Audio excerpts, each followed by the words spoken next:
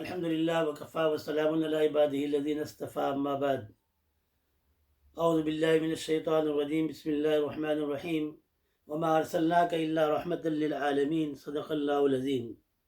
بزرگان محترم، عزیزان مکرم اور معزز دینی ماں اور بہنیں، پیارے بچوں، السلام علیکم ورحمۃ اللہ وبرکاتہ۔ ہمارا بیان حضور اکرم صلی اللہ تعالی علیہ وسلم کی عقل مبارک کے بارے میں چل رہا تھا۔ ابتدا میں کچھ باتیں میں نے ذکر کی تھی۔ امام غزالی رحمۃ اللہ علیہ نے احیاء علوم میں لکھا ہے کہ عقل کی فضیلت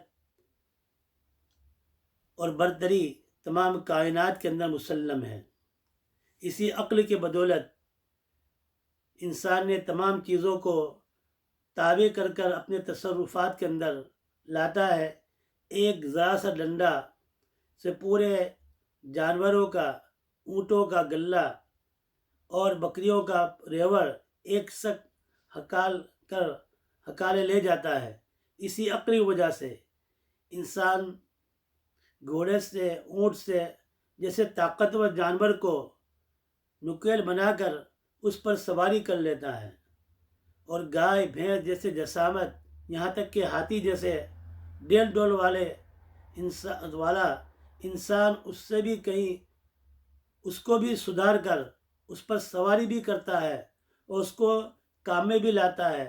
اور کتنے جانور، آج کل تو دور جو ہے یہ ٹریکٹر کا دور آ گیا ہے، ابھی بھی بہت سی جگہ کے اندر کھیتی باڑی کے کام کے اندر جانوروں کو استعمال کرتے ہیں۔ ہمارے گجرات میں ہم نے دیکھا بیل سے کھیتی میں جوتنے کے لیے کام آتا ہے۔ یو پی کی طرف جاؤ تو بھینسا جو ہوتا ہے، پاڑا، اس کو کھیتی کے کام میں لگا جاتا ہے۔ تو بڑے بڑے طاقتور جانوروں کو انسان اس کو سدھار کر، اس کو ٹھیک کر کر اس کو اپنے کام میں لاتا ہے، یا تو سواری کرتا ہے یا کھیتی کے کام میں لیتا ہے۔ یہ بڑے بڑے بوجھ جو ہے گدھوں کے ذریعے، کھچر کے ذریعے، اونٹ کے ذریعے بڑے بڑے بوجھ اس کے نکیل ڈال کر 100 اونٹ ہوں گے، ایک بچہ بھی اس کو لے کر جاتا ہے۔ یہ کیوں؟ یہ کیا ہے؟ یہ اس سے زیادہ طاقتور، انسان سے زیادہ طاقتور یہ جانور ہے، لیکن یہ اس کے تابع کیوں جاتا ہے؟ انسان کی عقل کی وجہ سے۔ ایک چھوٹا بچہ بھی اس کو نکل کو پکڑ کر سب کو کھینچ کر لے جاتا ہے، حالانکہ وہ اس سے زیادہ جسم کے اعتبار سے طاقتور بھی ہے اور ڈیل ڈول کے اعتبار سے بھی بہت بڑا ہے۔ ہاتھی کو دیکھ لو کتنا بڑا ہے۔ اور اسی طرح جو ہے وہ کوئی انسان کے چھوٹے سے ڈنڈے سے ڈرتا نہیں ہے، اس لیے کہ ان کے سامنے کتنے بڑے بڑے درخت آتے ہیں۔ تو معلوم ہوا کہ وہ انسان کے تابع کیوں ہو جاتا ہے؟ یہ عقلی کی وجہ سے۔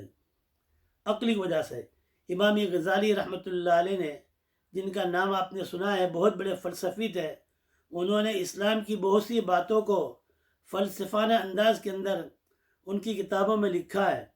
وہ فرماتے ہیں کہ عقل جو ہے، کہ عقل منبع علوم و ادراک ہے۔ عقل جو ہے یہ تمام علوم کو جاننے کے لیے، تمام علوم کا لیے ایک سر چشمہ ہے۔ بقول مولانا ادریس کاندھلوی رحمۃ اللہ علیہ، وہ فرماتے ہیں کہ جس طرح چشمے سے یا کنویں سے اہل حاجت سیراب ہوتے ہیں، اسی طرح عقل ہے، اس سے انسان علوم اور کمالات حاصل کرتا ہے۔ اور عقل مطلع ہے انوار و برکات کا۔ مطلع افق مشرق کو کہتا ہے۔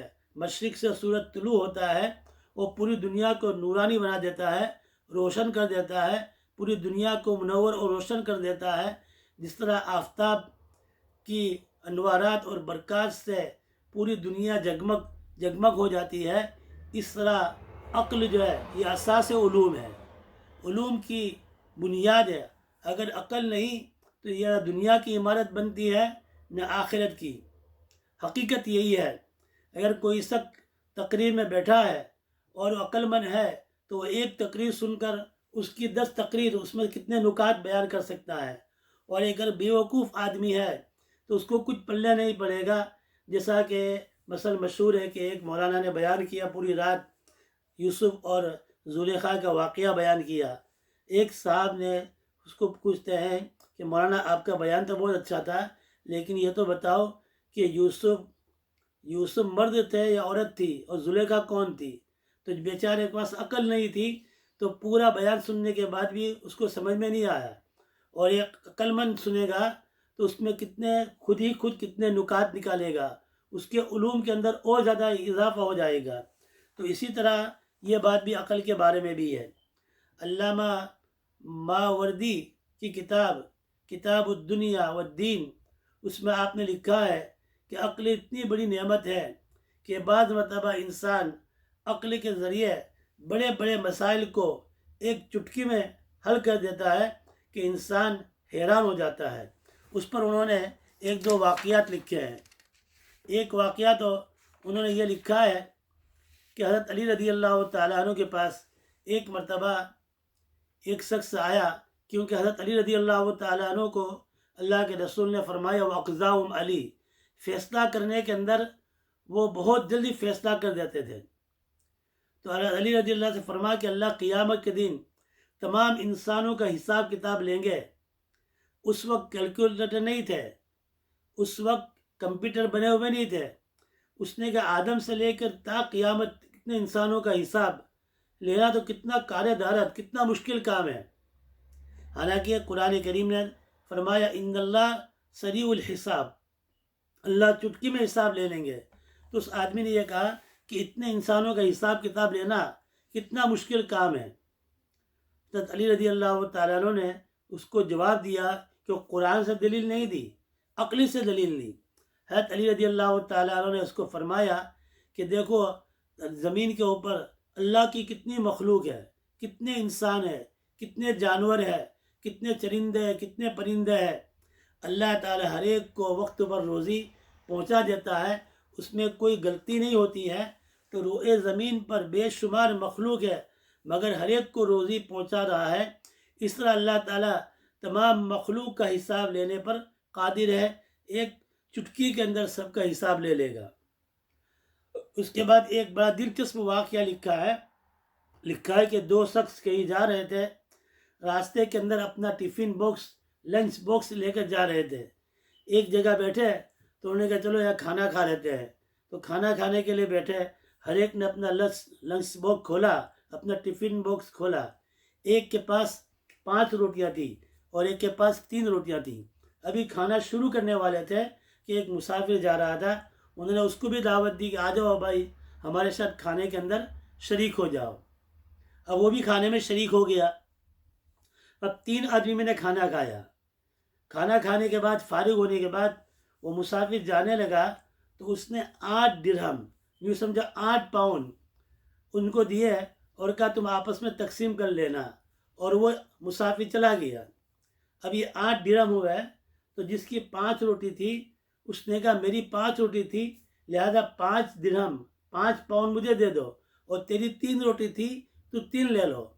اس نے کہا نہیں، برابر حساب ہونا چاہیے، 4 درہم تیرے 4 درہم میرے، 4 پاؤنڈ تیرے 4 پاؤنڈ میرے۔ آپس میں جھگڑا ہونے لگا۔ تو انہوں نے کہا یہ چھوڑو، ہم حضرت علی رضی اللہ تعالیٰ عنہ کو پاس جاتے ہیں، ان سے فیصلہ کراتے ہیں، وہ جو فیصلہ کریں گے اس پر ہم راضی ہو جائیں گے۔ کہا پھر وہ حضرت علی رضی اللہ تعالیٰ عنہ کے پاس گئے، وہ پورا واقعہ بیان کیا۔ تو حضرت علی رضی اللہ تعالیٰ عنہ نے فرمایا کہ بھائی یہ جو کہتا ہے وہ صحیح کہتا ہے، جس کی 5 روٹی ہے وہ 5 درہم لے لو، جس کی 3 روٹی تھی اس کو 3 درہم دے دو۔ وہ 3 روٹی والے نے کہا نہیں، حضرت علی سے فرمایا کہ آپ ہمارا فیصلہ کر دو۔ حضرت علی رضی اللہ نے فرمایا کہ تم میرے فیصلے پر راضی ہوں گے؟ انہوں نے کہا ہاں ہم فیصلے پر راضی ہوں گے۔ تو حضرت علی رضی اللہ تعالیٰ نے فرمایا کہ اچھا پھر ایسا کرو، جس کی 5 روٹی تھی اس کو 7 درہم دے دو، اور جس کی 3 روٹی تھی اس کو 1 درہم دو۔ انہوں نے کہا ایسا کیسا فیصلہ کیا؟ تو حضرت علی رضی اللہ تعالیٰ فرمائے کہ 8 روٹی تھی اور کھانے والے 3 آدمی تھے، تو ایک روٹی کے 3 ٹکڑے بنائے تو 8 تالی 24 حصے ہوں گے، اور ہر ایک نے 1/3 کھائی، یعنی 8 ٹکڑے ہر ایک نے کھائے۔ تو جس نے پاس 5 روٹی تھی اس نے اپنی روٹی میں سے 8 حصے کھائے، تو 5 تالی 15 تو 7 بچ گئے، اور جس کے پاس 3 روٹی تھی 8 حصے تو اس نے کھا لیے، 9 تالی تو وہ اس کے پاس 3 روٹی تھی، تو اس کے پاس اس کے 8 حصے میں سے جو ہے اس نے 8 حصے تو اس نے کھائے، تو اس کا ایک ٹکڑا جو ہے وہ مسافر نے کھایا. کچھ بات سمجھ میں آ رہی ہے؟